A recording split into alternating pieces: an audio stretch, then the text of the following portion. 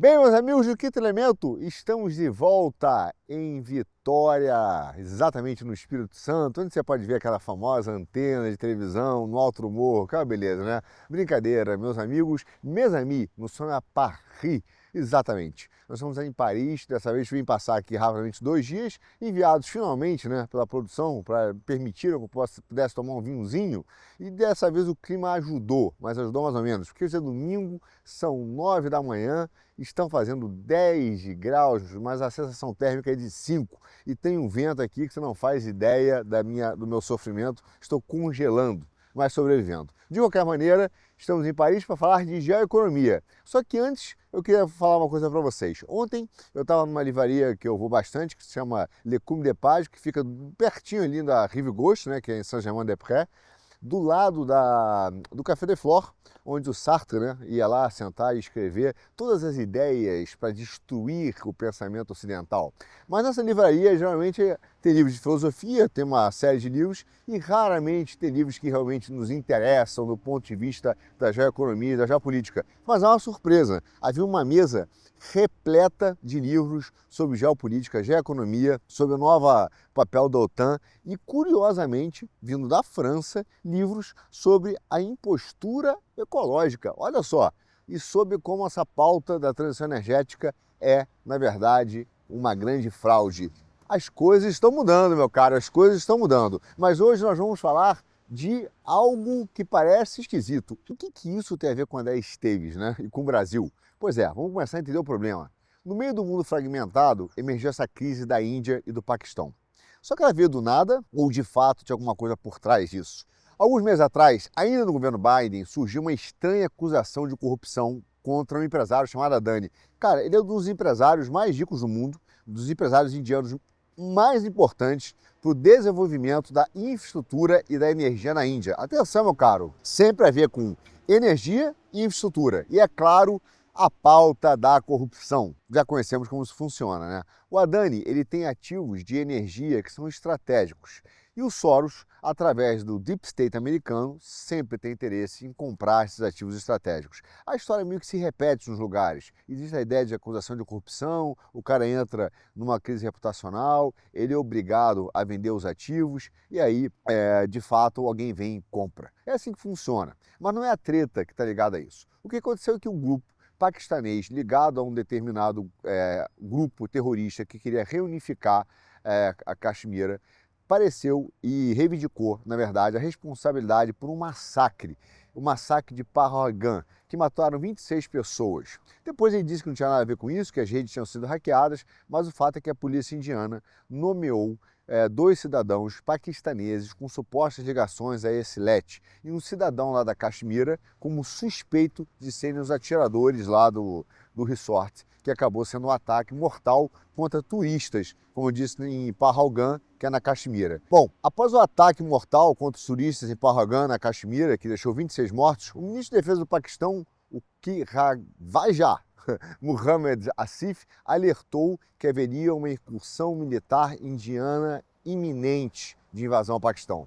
Imediatamente reforços foram mobilizados ali ao longo da fronteira e na mesma hora a Nova Delhi, né, na Índia, começou a avaliar opções possíveis após acusar grupos, né, militantes que assumiram a responsabilidade pelo ataque, coisa que o Paquistão negou. A verdade é que a temperatura subiu e à medida que as acusações se transformaram em ações militares, o risco, na verdade, de um confronto que é desestabilizador entre as duas potências nucleares, né, que é pior de tudo que é isso, está crescendo imediatamente. O que acontece? Quando começa a ter essa treta geopolítica, os mercados, meu amigo, imediatamente respondem, porque eles não gostam de incertezas, ainda mais dessa ordem. E foi uma resposta muito rápida. Porque a Caxemira, em particular, sempre foi um ponto crítico entre a Índia e o Paquistão.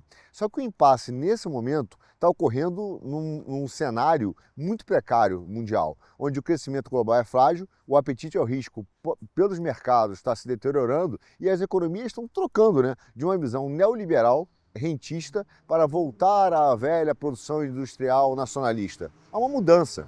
E os operadores de câmbio no mercado começaram já imediatamente a olhar com maior volatilidade tanto a rúpia indiana quanto a rúpia paquistanesa, e os primeiros mercados aí, as variações de prêmio de risco começaram a já incorporar esse prêmio, como a gente chama, essa remuneração por um eventual risco de conflito. Obviamente, todo mundo está nervoso com essas hostilidades e aparentemente já estão se intensificando. Há uma crise diplomática importante e isso pode afetar o quê? O fornecimento de energia e as principais rotas comerciais regionais, inclusive de petróleo.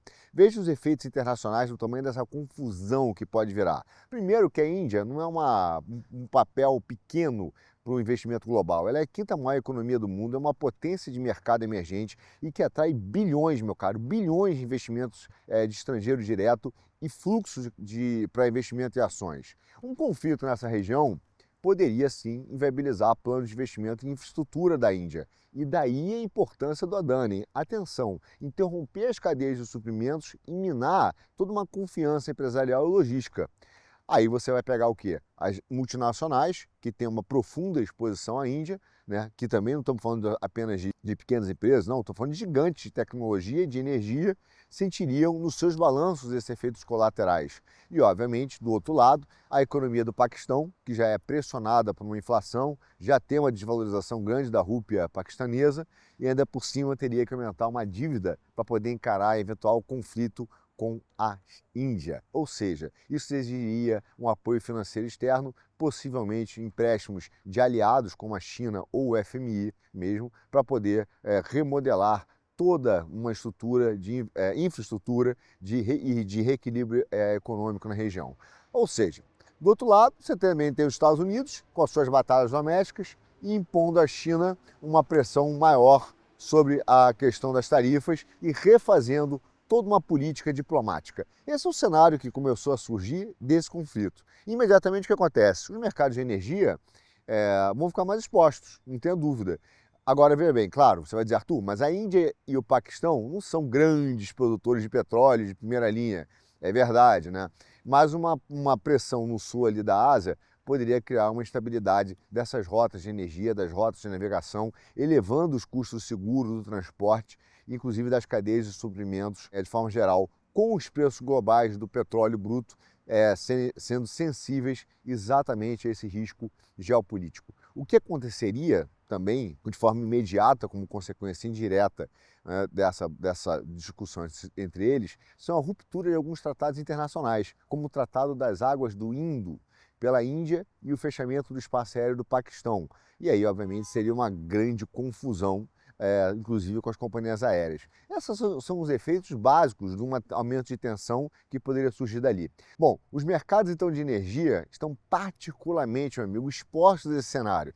Agora, você pode dizer, Arthur, mas nem a Índia nem o Paquistão são produtores de petróleo de primeira linha, é verdade, mas qualquer escalada militar no sul da Ásia pode e deve até desencadear instabilidade nessas rotas de energia, nas rotas de navegação, o que eleva o custo, né, de seguro, de transporte, de um lugar, uma estrutura onde as cadeias de suprimentos já estão particularmente sensíveis. Inclusive, até mesmo o preço do petróleo bruto pode subir por causa desse risco geopolítico. O fato, meu amigo, é que os investidores devem considerar todas as consequências diretas e indiretas. A pior delas é a suspensão do Tratado das Águas do Indo pela Índia e o fechamento do espaço aéreo do Paquistão pelas companhias aéreas indianas, que não são meros atos simbólicos. Eles estão rompendo vínculos econômicos cruciais e tratados internacionais. E, para piorar, é a utilização dos recursos naturais como arma. Aliás, isso não é novo. Aliás, é pior do que isso. O novo presidente do Fórum de Davos já disse, né? A água não é um direito humano. Essas são as palavras do Peter Brabeck-Letman, que acabou de contar essa historinha pra gente, né? Enfim, o fato é que a escassez no Paquistão, por exemplo, de águas agrícolas pode provocar aumento de preço nos alimentos de forma geral. Então, o que está acontecendo, como eu disse um pouco agora, é que a Índia está pensando, ameaçando o Paquistão de romper com esse tratado. E a partir daí usar a água como arma. Isso não é novo, tá, meu amigo? Isso é zero novo, é a utilização exatamente dos recursos naturais como arma geopolítica. Então, a escassez de água nessas áreas agrícolas pode provocar, como falei, inflações de preço. Os caras estão usando as estruturas de recursos naturais como arma, assim como aconteceu com a China recentemente, de usar o embargo à exportação de terras raras. ou seja, de commodities, né? As tensões que estão se tratando regionais, elas podem então repercutir no setor de tecnologia. Por exemplo, ainda tem um setor muito próspero de tecnologia, atrativo para o capital de risco e tem contratos enormes de desenvolvimento. Claro que uma guerra e sanções de metais, commodities e água podem criar umas condições que levem à insegurança de investimento. Tudo isso tem efeitos globais. Então, as ações de tecnologia, por exemplo, com forte exposição ao sul da Ásia, podem ficar vulneráveis no ponto de vista do mercado financeiro, mas também sobre toda a logística de transporte. A gente está falando, de fato, na pressão no aumento de preço, novamente, de petróleo, energia e alimentos. Essas são as consequências que estão assim aparentes de uma eventual treta entre o Paquistão e a Índia. Mas tem muito mais coisas por trás disso. E algumas sinalizações são preocupantes. O papel da China, o papel dos Estados Unidos, a visita do Vance, não são coisas que estão acontecendo por acaso. Ou seja, esse ataque terrorista não parece ser um ato isolado. E esse que é o problema. O que está claro, de forma geral, é que essa antiga suposição, então, de que os conflitos regionais poderiam ser contidos sem grandes consequências mais amplas para o mercado, para a tecnologia, para o mundo, já não se sustenta mais. Todo conflito regional tem impactos geopolíticos relevantes. E a Caxemira, portanto, não é apenas um ponto crítico, e sim agora um ponto de risco global. E esse mundo que nós vivemos, que é altamente sensível a essas cadeias ainda de produção e de mercados, acabam gerando esse tipo de coisa. Inclusive, um eventual problema lá no sul da Ásia pode repercutir de forma muito grande para a economia. Só que isso não está acontecendo por acaso, meu amigo. Volto a dizer isso. A Índia, ela pode ser um pêndulo decisivo entre essa batalha entre Estados Unidos e China, além de uma nação que pode se contrapor ao domínio chinês, entende? Então uma Índia desestabilizada interessa e muito aos tecnocratas chineses e aos americanos. Além disso, meu amigo, a Índia lançou o seu maior exercício naval conjunto com as nações africanas, fazendo parte de um esforço para aumentar a sua influência no continente e a sua presença no Oceano Índico, onde a China exerce uma crescente influência comercial e militar. A Índia incomodou e muito a China com essa gracinha, ou seja, ela entrou na Guerra dos Mares e numa região que é de influência da China, que é a África. Lembre-se, meu amigo, o que a China falou sobre o Paquistão num dos programas que eu falei antigamente. Ele falou o seguinte: olha, o Paquistão e a Índia têm armas nucleares, mas na verdade quem tem armas nucleares não é o Paquistão, é o exército do Paquistão. E quem controla o exército do Paquistão somos nós, os chineses. Ou seja, há muito mais movimentos geopolíticos do que aparentam meramente do que mostram esse movimento e esse ato terrorista que foi feito em Caxemira. O governo então indiano, os oficiais militares, inclusive o vice-ministro da Defesa, que é o Sanjay Seth, fizeram então novos exercícios de 6 dias, tá, que estão sendo organizados na Tanzânia e ainda incluíram países como Quênia, o Madagascar, Maurícios e a África do Sul, lá em Dar es Salaam. Quer dizer, olha o tamanho da confusão que os caras estão se metendo, entrando nessa área de influência chinesa. Então, alguns analistas falaram que essas ambições da Nova Delhi de desempenhar um papel mais assertivo nas operações marítimas, incluindo esforços anti-pirataria e aprofundando laços no continente africano, que obviamente rivaliza com a China, mas também busca rivalizar com a Rússia, a Turquia e até mesmo com os Emirados Árabes Unidos. Entende a importância da Índia nesse papel? Então as autoridades indianas agora querem fazer uma nova fase portuária e uma nova fase marítima e querem transformar esses eventos num evento bianual. Ou seja, a Marinha Indiana tem desempenhado um papel crescente nessas operações exatamente de combate à pirataria, ajudando a projetar o país como uma potência de segurança regional, aonde? Nos mares, na Guerra dos Mares, na África, onde volto a dizer, influência da China. Então essas iniciativas da Índia no Oceano Índico Ocidental refletem, sim, do lado deles, uma missão crescente de se posicionar como uma potência marítima, né? Como disse, com uma grande responsabilidade regional. O que é uma nova variável para essa guerra dos mares chineses. A China não gostou. Para piorar, essa semana a Índia e os Estados Unidos finalizaram os termos de referência para as negociações iminentes sobre um acordo de livre comércio. você imagina o Xi Jinping vendo o tamanho dessa confusão. Tem algo muito esquisito, né? O fato é que, do jeito que está, as tarifas do Trump, por exemplo, sobre a Índia, iriam prejudicar, de fato, as exportações indianas, mas também lançariam, veja só, uma sombra de dúvida sobre a capacidade da Índia de se adaptar rapidamente e se realinhar suas cadeias de suprimento global. Então, essas tarifas do Trump bateram na Índia. A Índia não tinha outra solução a não ser sentar com o Trump para tentar fazer essa pausa que aconteceu de 90 dias nas tarifas recíprocas, tá? É claro que ele fez isso com exceção da China, que ainda mantém esse imposto colossal, aí, 145% para os caras e que está quebrando os caras, quebrando as indústrias chinesas mesmo. Só que é muito difícil para um governo fazer um planejamento com essa arma na cabeça. A verdade é essa. Então, o comércio global ele está sendo reescrito em tempo real. Então, óbvio que então essa ameaça iminente de tarifas também sobre os produtos farmacêuticos que poderiam cair sobre o setor indiano seria uma segunda desgraça. Por quê? Algumas estimativas falam que a Índia poderia perder cerca de 30% das suas exportações para os Estados Unidos caso as tarifas ficassem valendo.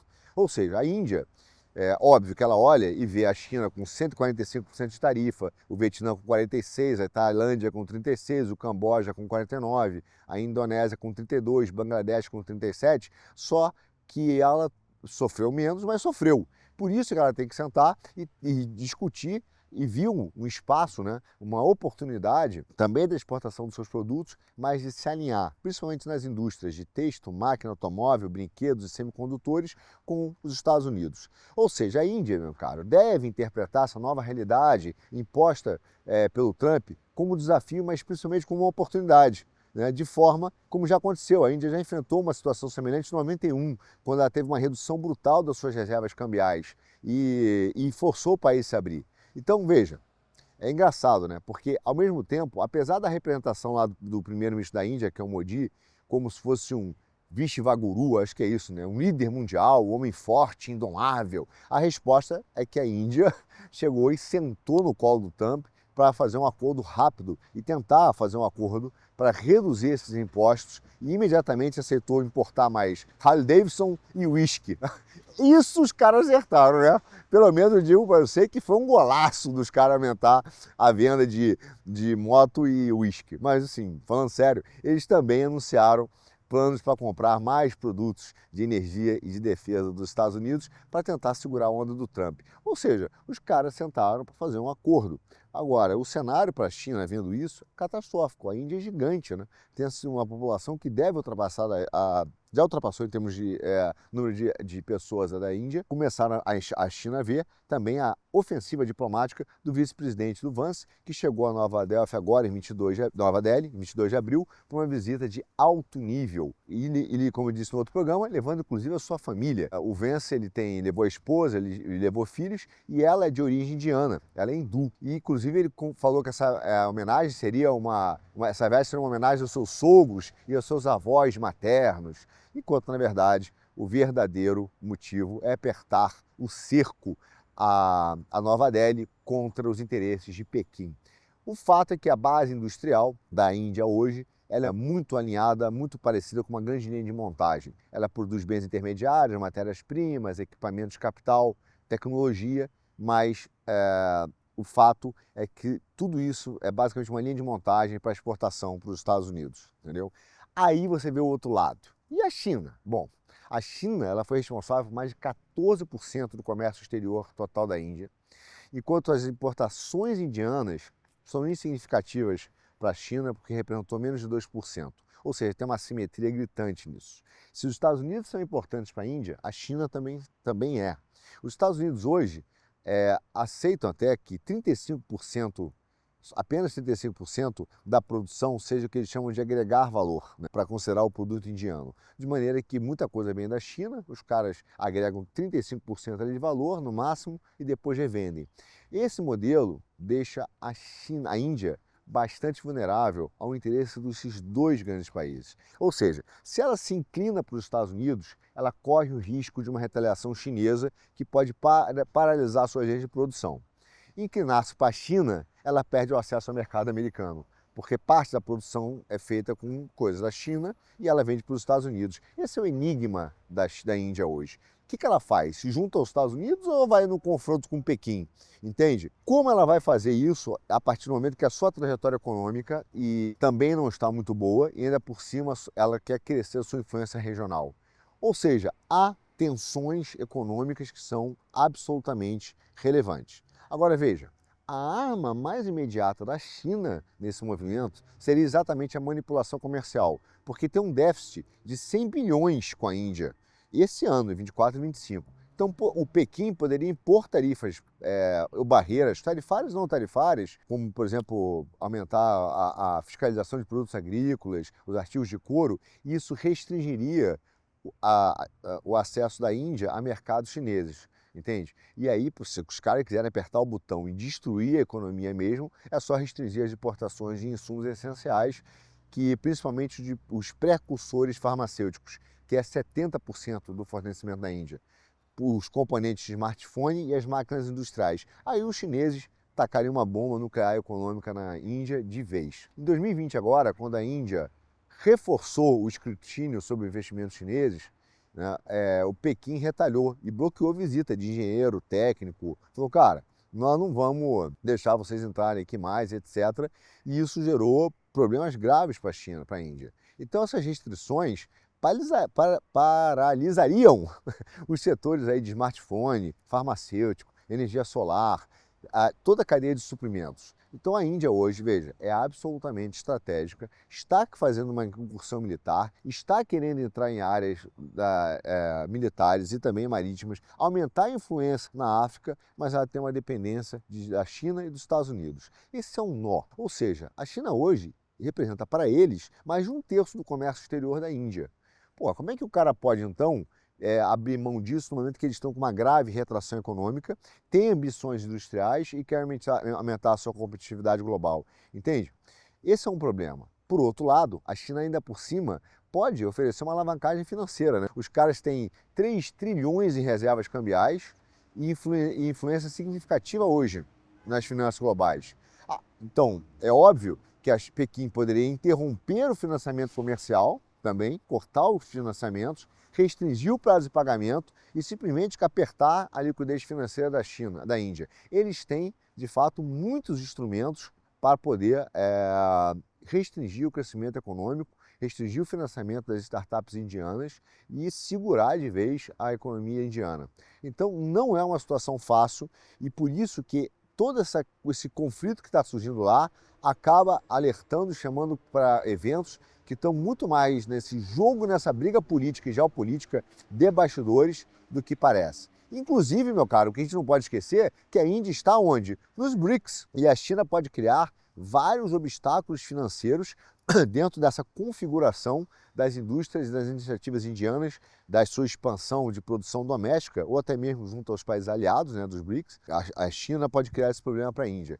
Ou seja, meu amigo, de forma mais sutil ainda, a gente não pode esquecer que a China está onde? E a Índia está onde? Nos BRICS. Então eles podiam começar a atrapalhar e bloquear o desenvolvimento, as parcerias com essas instituições dos BRICS, com países aliados, atrapalhando os projetos indianos, criando obstáculos financeiros que poderiam prejudicar as iniciativas industriais e de infraestrutura na Índia, limitando a capacidade de produção, né, junto aos seus aliados, mesmo a produção doméstica e até mesmo afastando a possibilidade de compra de insumos chineses. Ou seja, meu amigo, a China pode criar uma confusão gigante do ponto de vista, inclusive não só industrial, mas tecnológico mesmo.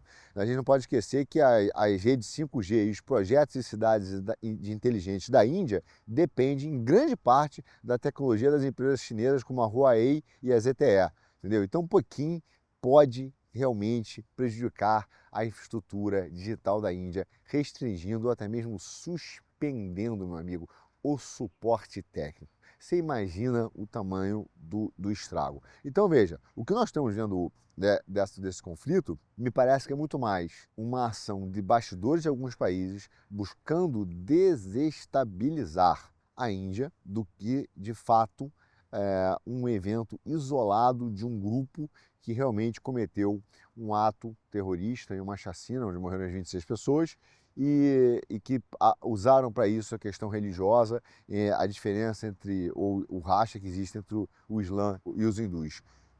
E também em relação ao conflito de Caxemira.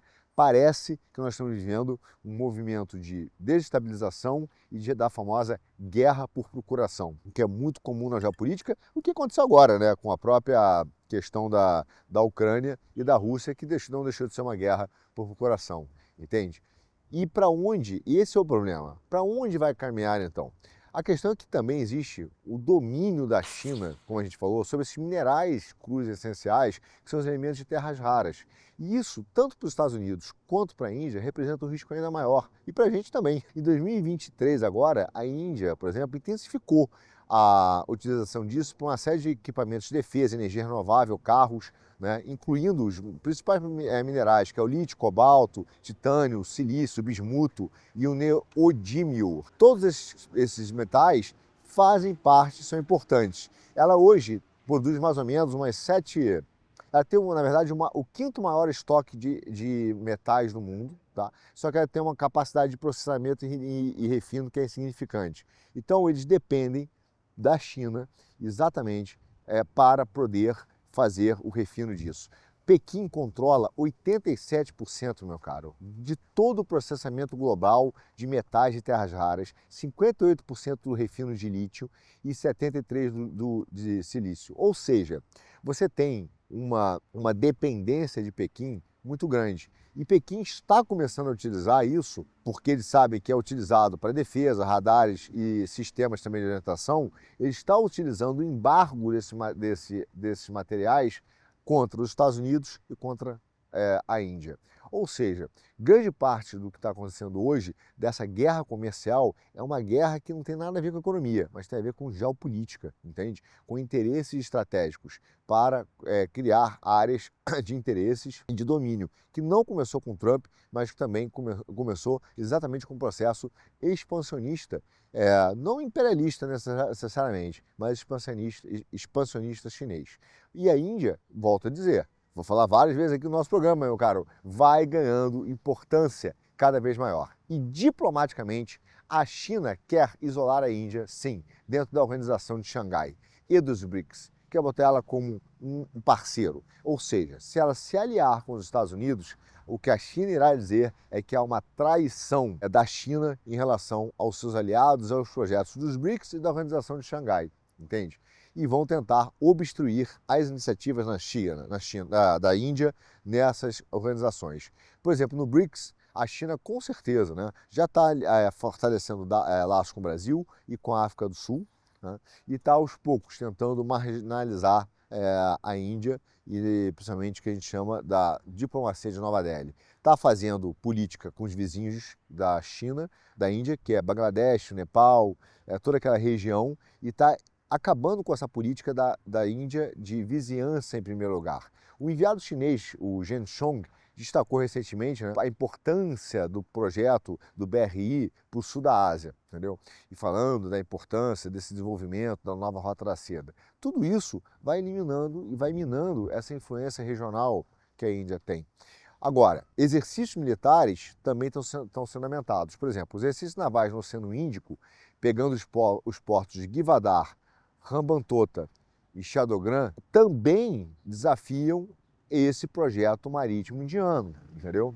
E, como eu descrevi até recentemente no Twitter, em face do apagão que teve na Europa, quando teve agora em Portugal, me lembrou exatamente o apagão que teve em Mumbai em 2020, quando os hackers chineses entraram e fizeram um grande apagão em Mumbai que paralisou a economia indiana. Tudo isso são ameaças de guerra de procuração, usando tanto o Paquistão ou Mianmar. E grande parte dessas guerras são, sim, meu caro, armadas pela China. São armadas para acabar com o aparato de segurança institucional. E por isso que eu digo para você, a Índia precisa ser desestabilizada. E não é isso que está por detrás dessa crise com o Paquistão? Essa é a grande pergunta. O soft power, né, hoje, que a China tem, é de fato desestabilizar o governo do Modi. A aproximação com Zéu tem sido muito rápida e tem sido cara e perigosa para a China, entende? Então essas alianças que a Índia construiu e a China está vendo ela construir, alertam e mostram um perigo que a China não pode aceitar. E em Washington? Em Washington, as negociações comerciais da Índia com os Estados Unidos essa semana foram muito boas, né? E testaram aí a capacidade realmente, eu vou dizer para você, do Modi, que é um político que sabe navegar num campo minado. Esse cara sabe viver ali em cima do muro e operar bem, né? Porque ele tem a dependência marítima, depende comercialmente de Pequim, mas também depende dos Estados Unidos. Um passo em falso do Modi podia levar assim, a Índia numa turbulência econômica e comprometer sua segurança assim, de forma enorme. Só que apesar de todos esses perigos geopolíticos, digamos assim, a verdade é que o Modi está conseguindo fazer essa administração com os dois países de forma inteligente. Por isso é que ele precisa ser o quê? Desestabilizado. Então as tensões entre Índia e o Paquistão, né, que estão ameaçando se transformar num conflito armado aberto, tem implicações sim. Não é só para o mercado financeiro, não é só para as questões de logística, não é só para as questões energéticas, mas também para tudo isso e de zonas de influência. E a utilização dos recursos naturais como arma está cada vez mais aberto, como nós sempre falamos aqui no nosso Geoeconomia. Seja água, seja metais de terras raras e seja o dinheiro, entende? Tudo isso está sendo utilizado. Tem uma região na Índia chamada que é o Terceiro Polo, que é onde tem as reservas glaciais, né, que é ali entre ela e o Paquistão. É uma fonte essencial de água doce, tá, meu caro? Que é exatamente essa água que vai para o sul da Ásia e vai da Índia, passa pela Índia e pelo Paquistão. Essas reservas de gelo, elas alimentam rios que correm, né, em direção à Índia e ao Paquistão. E sustentam ecossistemas mesmo, sustentam a agricultura, as necessidades domésticas. Os países, os dois, tá, precisam muito dessa região. Então a economia também do Paquistão, por exemplo, permanece predominantemente agrária.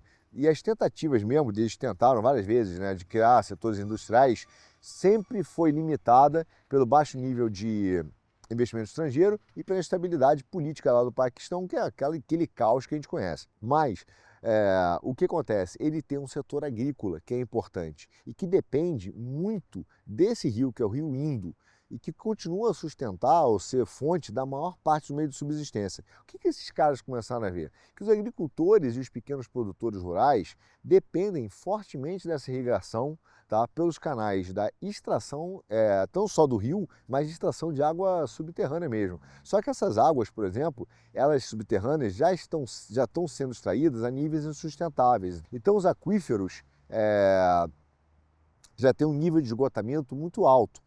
Então essa extração excessiva já não começa a criar uma indisponibilidade hídrica futura. Por isso que a dependência da agricultura desses rios é muito alta. Então nesse contexto, o que aconteceu? A recente decisão, no meio da treta da Índia, de suspender esse Tratado das Águas do Indo, fez soar um alarme, meu amigo. Não é no Paquistão, não, no mundo. As autoridades lá de Islamabad, que é no Paquistão, falaram que isso era um ato de guerra, né? Porque é basicamente matar as pessoas de sede e depois de fome.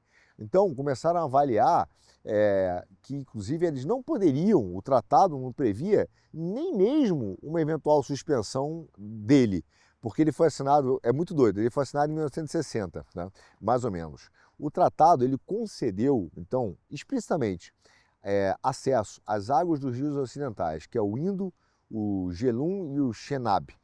Ele deu acesso ao Paquistão e às águas dos rios orientais à Índia, né? E aí fez uma alocação lá de 20% de água para um lado, 80% de água para o Paquistão, eles podiam utilizar aquilo ali em conjunto, tinha ali um direito de usar, né? Apesar da Índia ter esse direito, ela não usa só a cota integral dessa água e muito disso acaba desaguando no Paquistão. Então, desses rios, na verdade, que são vários, 4 deles, desses 6, nascem inteiramente na Índia, enquanto 2 rios nascem lá no Tibete. Olha a confusão, hein? Só que atravessam a Índia até desaguar no Paquistão, entende? Então, embora a Índia tenha o direito de usar a sua cota integral de água, o fato é que eles não ainda, uma grande parcela disso, permanece sem utilização nesse rio que é chamado Rio Ravi, que deságua lá no Paquistão. Então, como eu falei, 4 desses rios nascem na Índia, lá no Tibete, e atravessam, 2 deles nascem no Tibete, atravessam a Índia e deságua no Paquistão. Qual o efeito disso? É que todo esse controle geográfico confere à Índia uma posição superior. E é uma das razões pelas quais o Paquistão tem preocupação, tanto quanto o controle indiano, quanto a reação da Índia a eventuais problemas geopolíticos, por exemplo, de bloquear os rios e não deixar as suas águas fluírem livremente pelo seu território, o que seria catastrófico para a sua economia e para a sobrevivência das pessoas. Então o Paquistão não pode desviar essas águas também, o Paquistão não pode desviar essas águas, né, antes de passarem efetivamente pelo Paquistão. Então, se eles não, por exemplo, se eles não tivessem entrado oficialmente no país, eles não poderiam extrair essa água para irrigação ou armazenamento em larga escala. Há uma série de questões nesse tratado que é absolutamente importante para os dois países, mas principalmente o Paquistão. Então, no momento em que a Índia chega e fala assim, eu vou interromper isso, ela está fazendo uma utilização de armas, usando os seus recursos, os seus commodities que se pertencem a ele, como armas de guerra, armas pelo menos de influência política, entende? Isso se tornou mais ou menos um cenário normal no mundo, menos para o Brasil, porque a gente não pode usar o nosso petróleo, a gente não pode usar os nossos commodities, não. Os outros podem, o Brasil não, porque nós temos que seguir a pauta neoliberal, que é exatamente a distribuição internacional da riqueza, né, meu caro? É o que vivemos. Mas, enfim, a Índia começou a utilizar isso para ameaçar o Paquistão. Então, quando elas fazem esse movimento, isso leva a uma preocupação grande de geopolítica, porque eles não poderiam, em tese, nem romper esse contrato, entende? Porque, de acordo com o tratado, ambos os lados poderiam usar os rios para fins de consumo, mas não poderiam prejudicar o seu uso e não poderiam sequer suspender esse contrato. Existem cláusulas de arbitragem, uma série de outros fatores. Ou seja, a água começou a ser utilizado como ativo geoeconômico. Por isso que eu disse lá no início do nosso programa que nada disso é à toa. Por isso que a manifestação do novo presidente de Davos, do Fórum Econômico Mundial, é absolutamente assustadora e preocupante. Você lembra que ele disse que a água não é um direito humano? Ora, se a água não é um direito humano, a Índia pode suspender o uso da água, concorda? E ele ainda diz mais, que a água não é um direito humano e deve ser privatizada. Essas foram as palavras do presidente, o novo presidente do Fórum Econômico Mundial, que é o Peter Brabeck. A água não é um direito humano.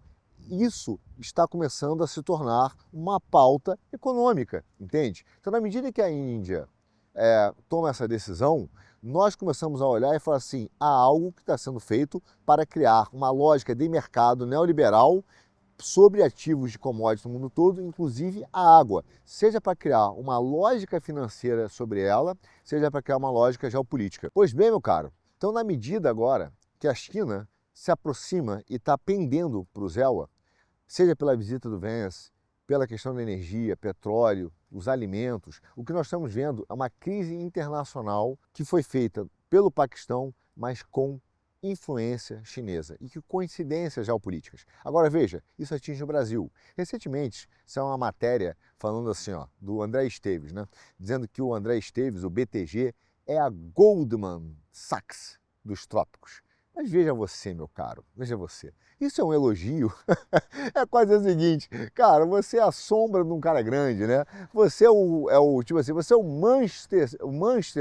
Manchester United da terceira divisão do brasileiro. Você é o Arsenal do Piauí. Não, cara, foi a maior esculhambada que o Financial Times deu no André Esteves, mas ele deve ter gostado, né, cara? Ele deve ter gostado. Mas qual o que chama a atenção nessa matéria que eu queria falar chamar a atenção para a gente de efeitos do que está acontecendo no mundo, beleza? O fato disso ter surgido no Financial Times é porque o BTG resolveu agora entrar no setor de alimentos. Veja você, ele quer começar a competir com as grandes tradings de alimentos. Tudo isso é por acaso, né? Por acaso, por exemplo, que o BlackRock está comprando portos. Por acaso que o BTG Pactual quer comprar agora aeroportos, além de comprar portos também, aeroporto, porto, e agora quer entrar em confronto com as trading de alimentos. Veja, nada disso é por acaso, nada disso acontece sem que haja um grande movimento econômico e geopolítico que dê sustentabilidade a essas questões. Por quê? Porque o fato de Davos falar de água como ativo de mercado mostra que existe uma reação, atenção, meu caro, de democratas, woke, uma reação em curso de órgãos tecnocratas oligopolistas, posicionando os grupos financeiros escolhidos a dedo como operadores globais de fluxo. Exatamente isso. No Brasil, nós vemos isso com o BTG. É a ala democrata do mercado colocando as suas bases nos países para evitar a perda de influência com o novo modelo econômico que está sendo montado pelo Trump. Qual é o objetivo dessa turma? Claro, consolidar o monopólio e o controle dos grandes fluxos de suprimento no mundo, seja de água, comida, portos e aeroportos, meu caro. Então é isso que liga diretamente o caso do Paquistão com o BTG. No caso do BTG, ainda ele é um dos maiores dealers da dívida brasileira, é o sexto maior. Indiretamente, eles possuem 75 bilhões de créditos junto ao governo. Imagina o poder que esses caras. E esse é o grande movimento orquestrado. Davos falando de água, BlackRock comprando portos, BTG comprando aeroporto, querendo entrar no campo de confronto com as trades de alimentos. Eles estão começando a controlar os meios de ação físicos de forma segregada, porque estão perdendo exatamente esse domínio econômico do neoliberalismo. Em breve, sabe onde eles vão entrar? Anota, daqui a pouco, meu caro, o André Chase vai querer comprar água, porque será privatizada, que é a ideia exatamente do que está se falando do Fórum Mundial. Agora imagina você depender de banqueiro para comer e para beber. Sim, meu amigo. Isso são só braços de controle da escravidão do crédito, meu amigo, da escravidão via dívidas perpétuas. É exatamente o que está sendo feito através desses sistemas bancários. É por isso que essas empresas do setor financeiro são absolutamente perversas para a estrutura dos países. E você acha que a coisa acabou? Não se esqueça que existe a guerra dos satélites. E parece que umas empresas chinesas estão nos ajudando a aumentar o problema da tensão da guerra dos satélites, da guerra dos mares e da guerra dos próprios fluxos que os bancos hoje estão começando a controlar. E por que eu digo isso? Olha só, como se já não tivéssemos problemas no mundo essa semana, uma empresa chinesa de satélites ligada às Forças Armadas lá da China resolveu, meu caro, fornecer aos rebeldes Houthi, apoiados pelo Irã, né, lá no Iêmen, imagens dos navios americanos, né, das embarcações internacionais que estão no Mar Vermelho. Isso, claro, dito pelos Estados Unidos. Resultado, os caras foram atacados. É exatamente isso. O governo Trump alertou Pequim várias vezes que essa empresa que se chama Changguan Satellite Technology, que é um grupo comercial que tem laço lá com o Exército da Libertação Popular, forneceu inteligência aos Houthis. Cara, realmente, parem o mundo que eu quero descer, né? E os Estados Unidos falou, ó, cara, a gente está preocupado que esses malucos vão começar a bombardear ou jogar mísseis dentro dos nossos navios, né? Então, o fato é que essa empresa está fornecendo aos Houthis, também com a guerra de procuração, informações sobre os navios americanos nessas regiões. Assim como, de fato, a China parece estar por detrás dessa desestabilização da Índia e dos movimentos no Paquistão. Um fato, amigo, que os Estados Unidos perderam um caça-jato, né? Perderam um caça-jato agora em 28 de abril. Segundo eles, o cara estava rebocando lá dentro daquele porta-aviões que é o Truman e, de repente, o trator que rebocava virou e o navio caiu no mar. Veja você. Qual foi o argumento dos caras? É que ele fez uma manobra muito rápida, né? Tinha uma curva fechada, o cara entrou mal na curva, entendeu? Ou seja, há uma aeronave, não foi só a aeronave não, a aeronave e o trator se perderam no mar, tá? Os caras perderam os dois. E falaram que foi isso mesmo, um acidente, o cara estava lá dirigindo, né, de boa, quando de repente houve um ataque, né, lançado por quem? Pelos rebeldes Houthi no Iêmen, e aí o cara teve que fazer uma curva fechada inesperada, e porque ele estava obviamente fugindo dessa ameaça, seja de míssil Houthi ou de um drone armado, e quando ele fez essa curvinha fechada, entrou muito rápido na curva e o navio, o trator e um avião caíram. Mas o fato, meu amigo, é que houve mais de 170 ataques a navios de guerra nos Estados Unidos, no Mar Vermelho, pelos Houthis, que têm tido informações da China, das empresas de satélites, entende? Eles perderam mais ou menos, eu acho que foi um F-18E, que é um caça-jato bimotor, cara, com capacidade mesmo, monoposto, com capacidade para os porta-aviões, e de fato o cara perdeu ele no mar. E, obviamente, claro que os Estados Unidos não gostou e está alertando sobre esse problema com a China. Todos esses requerimentos geopolíticos acontecem no mesmo momento. Agora, óbvio que para nós hoje entendermos o que está acontecendo, é fundamental olharmos não só a guerra de satélites, não só a tecnologia, que também é importante, mas a guerra dos mares, como a gente falou no último programa, e principalmente a utilização de commodities e a nova configuração desses operadores de fluxo. entende? Então, por mais que a tensão tenha subido militar, por mais que a tensão tenha subido de forma geral, o que tem por trás dessas tensões militares? As guerras, a guerra política. Há uma guerra política, há uma guerra de interesses por energia, água, alimentos, commodities de terras raras. E essa guerra é que está começando a, de fato, aparecer em conflitos regionais. Conflitos regionais que estão surgindo, como esse do Paquistão e como esse da Índia, entende? Claro que tudo isso está interligado.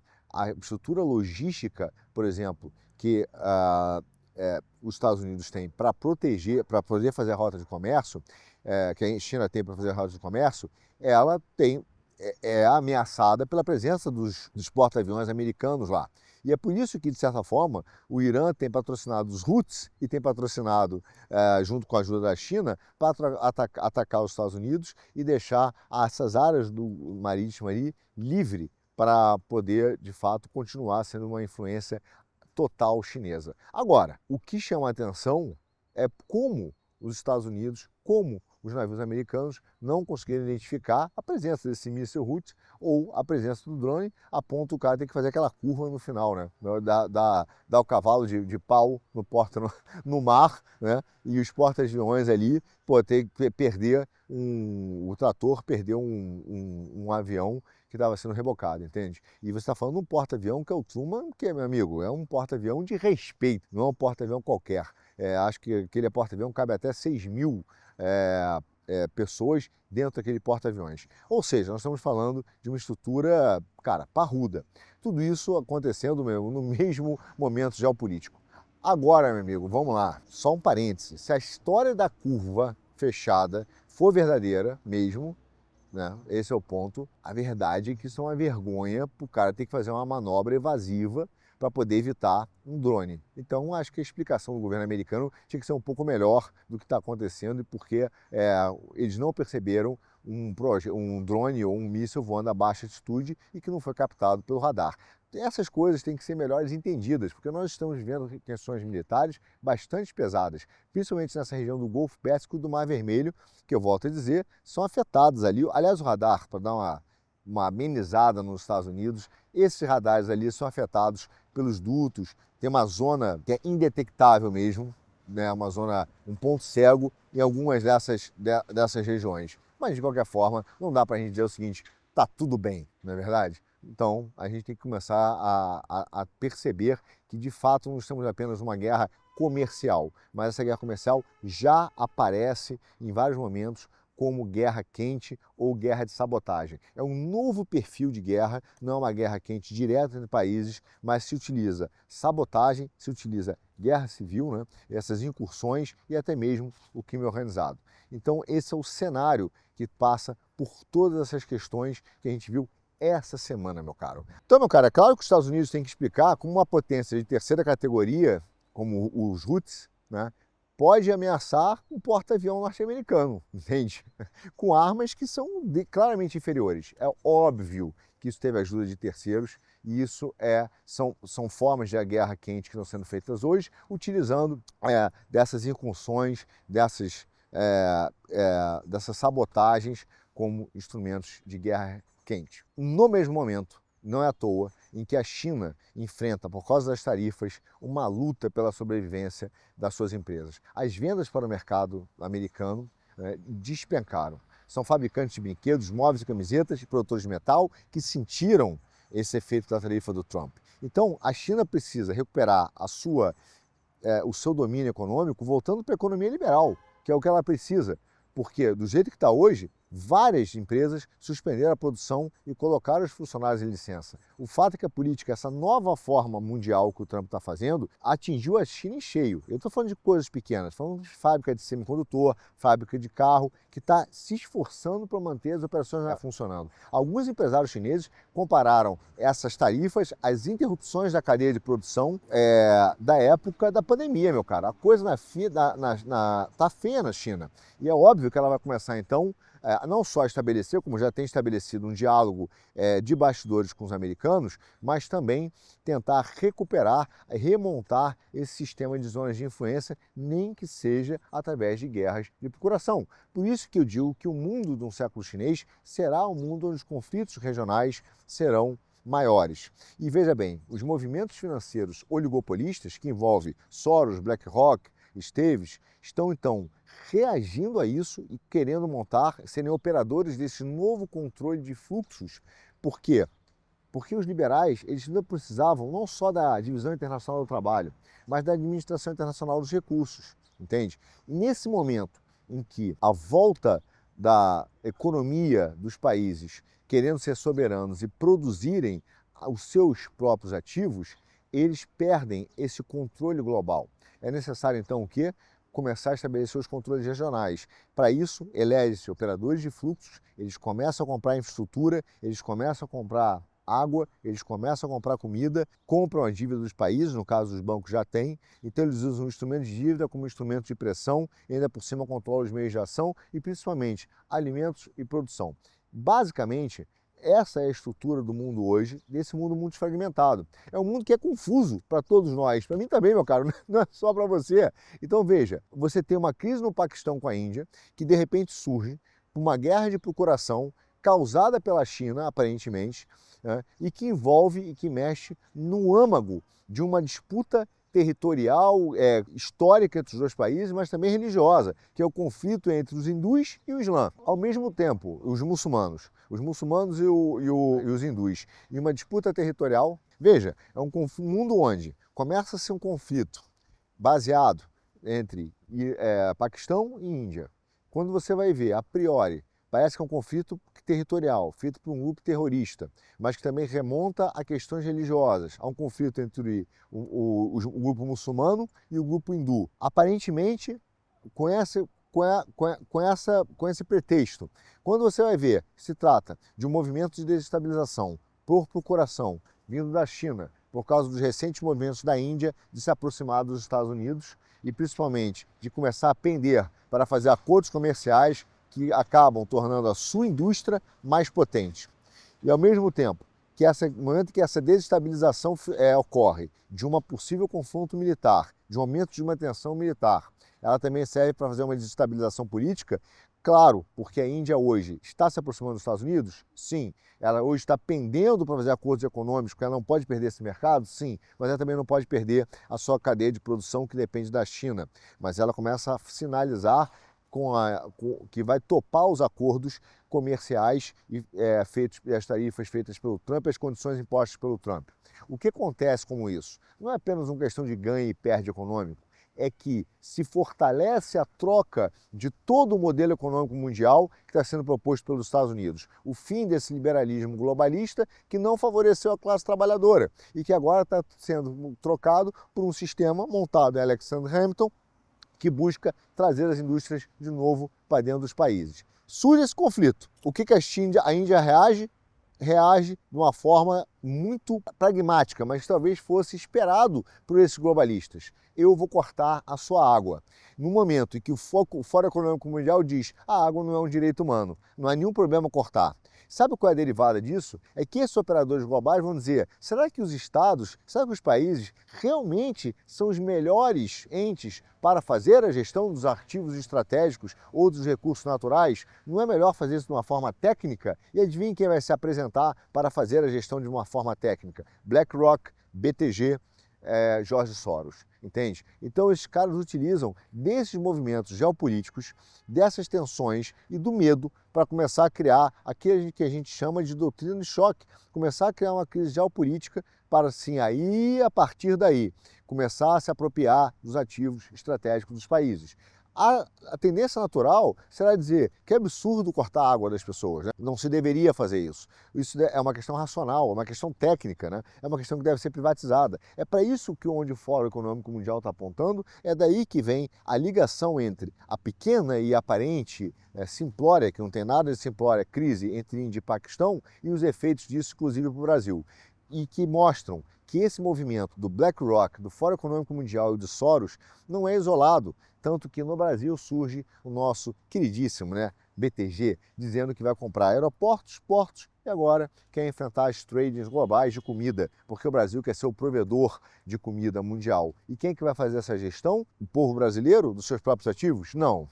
Um grande banco, BTG, que é um grande emprestador e que participa desse sistema rentista das dívidas perpétuas e da escravidão do crédito. Você entende como essas coisas estão conectadas no mundo da geopolítica? Agora, meu caro, vamos ser realistas. Se isto vai dar certo ou não, para onde vai essa questão do Paquistão ou se ela vai gerar alguma coisa militar, né, uma guerra quente, ou vai ser apenas um pretexto para essa reorganização de cadeias logísticas e de eficiência mesmo, de áreas de influência geopolíticas, bom, isso a gente não sabe. O fato é que agora eu vou tomar uma água e comer alguma coisa antes que o André Esteves tome conta da minha água junto com o Fórum Mundial e, obviamente, da minha comida. E se isso vai dar certo ou não, você já sabe, né, meu caro? Isso será assunto para um dos nossos próximos Geoeconomia.